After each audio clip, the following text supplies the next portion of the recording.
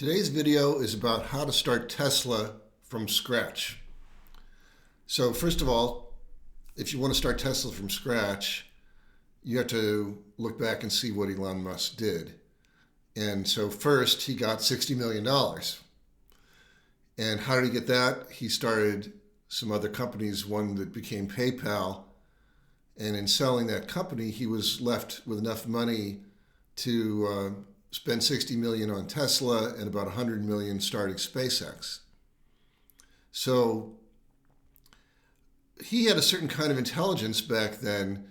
The intelligence was that he knew that the Silicon Valley venture capital community was not going to finance a new car company.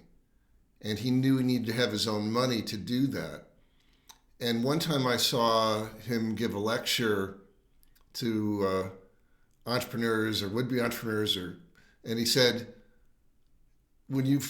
first go make a lot of money. If you want to change the world, first go make a lot of money. It's like, hey, that's easy. All right. Yeah, okay. Step one, make $100 million, then start a company. I don't know, maybe I'm making it sound too hard to make $100 million. People do, but even so, it's kind of a waste of time when we're looking at, what if he had already had the money 10 years earlier, and he would have started Tesla 10 years earlier, and the whole transformation of the auto industry would have been 10 years ahead of where it is now. So in terms of the context of the problems that we're trying to solve, even this approach is unfortunate because it's a presumption that you need to be wealthy to do good. Now, fortunately for all of us, especially in the US, with the new Title III rules, which again, I will keep talking about, an individual could raise $75 million directly from the public. So now those rules did not really exist back when Elon Musk started Tesla. And this is really one of the problems. This is one of the reasons why that transformational businesses don't get off the ground very much, because venture capital firms are risk averse. They receive money from very risk averse pools of capital, like endowments and trusts and retirement funds.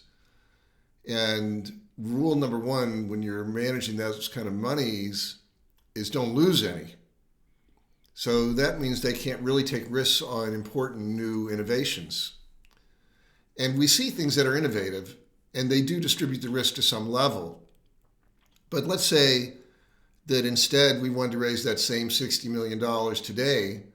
Well, that would be 1 million people at $60 a piece, or 100,000 at $600 a piece. That's a relatively small risk individually to try to get something done at a large scale. Now, in practice, actually, there's almost no company that needs to start with that much money. And Musk didn't just plop the whole 60 million into Tesla on day one. First, he did some proofs of concept. Then he saw that worked. And then he said, okay, this did well, I'll put more in. And he wanted to build it to the point where he could make a convincing argument to the more risk-averse pools of capital. And so this is how we do things at Vegan Launch as well, when the entrepreneurs come in. But some of the smaller rules of Title III allow an individual to raise up to $5 million for only about $12,000 of compliance costs.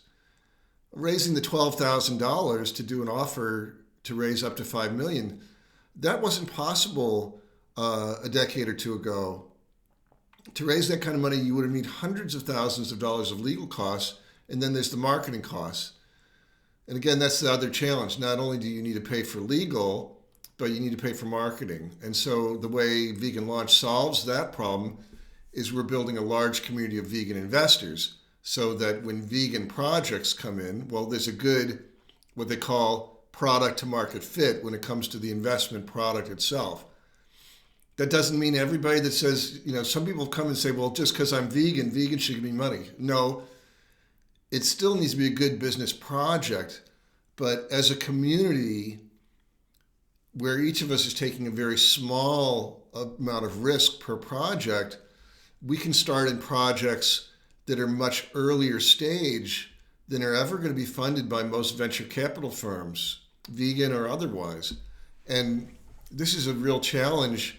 I'm friends with one person who runs a socially responsible venture capital firm, but his firm only looks at projects that are generating at least $250,000 a year of revenue already. So to get from zero to $250,000, you're working through a lot of proofs of concept and a lot of risk. All I'm saying is now with Title III and the ability to go direct to the public, it's more a question of building a good story and a good strategic plan than being wealthy.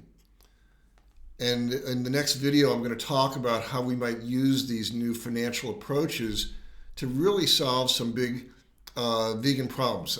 I'm not really trying to start a vegan Tesla per se, but you can see the kind of transformative impact that Elon Musk has been able to have on the automotive and energy industries by being able to capitalize the kind of project that in general, the normal, what we've come to think of as the normal capital avenues, they would never fund Tesla. Vegan Launch is trying to make a new normal where people who care about animals and care about the planet and human health can work together in a coordinated but low risk way to really start companies in a systematic way and once and for all put an end to this idea that you need to be rich and successful to become rich and successful. And why does this matter? Because so many of the solutions are in the hands of different entities. Like, there's researchers in universities who have all kinds of solutions, and they may be very intelligent in that one thing, but they may have no idea how capital markets work. The U.S. government, oddly, in the Department of Agriculture, has libraries of food innovation. A lot of that stuff can be relevant to what we're talking about. It's not all supporting the animal agriculture industry. Years ago, one of my friends told me about research that the USDA had done that showed that there's certain plants that love nickel. And nickel is a toxin to humans. You don't want to eat nickel.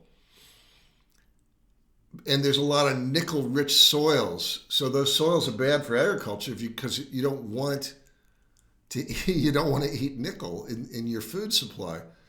But there are certain plants that you could plant that will extract the nickel from the soil, and then you take those plants and basically burn them. And so it's almost like natural nickel mining. And at the same time, then you've got soils that can then be used for agriculture. And so there's all kinds of business opportunities just lying around that might become useful for the vegan economy, but that nobody's starting because who has 60 million to get started? And as I've been saying, and I'll say again, the vegan investor community as a whole, 4 million vegans have $2 trillion.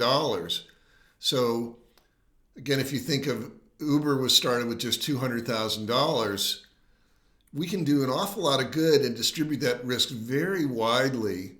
And individual vegan investors, not even millionaires necessarily, just anybody who wants to invest $100 can start building a portfolio of very interesting companies.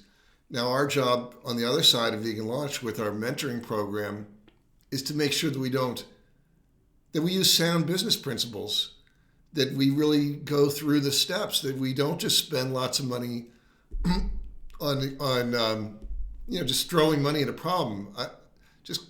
That's not how to solve a problem. The way to do it is clear goals,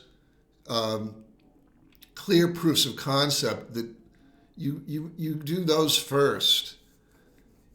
In corporations, they call it a pilot project. Like, let's say you want to get some kind of new vegan food product on the shelves of Whole Foods. They're not just going to write you a check for the whole 100 plus stores or however many it is globally now, 300, whatever they've got.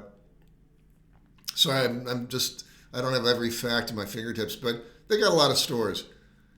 Are they going to sell at every store? No. What they do is they say, we're going to do a pilot project at one store or one region. If it sells there, we'll expand it to a broader region. If it sells there, and so they moderate their risk that way.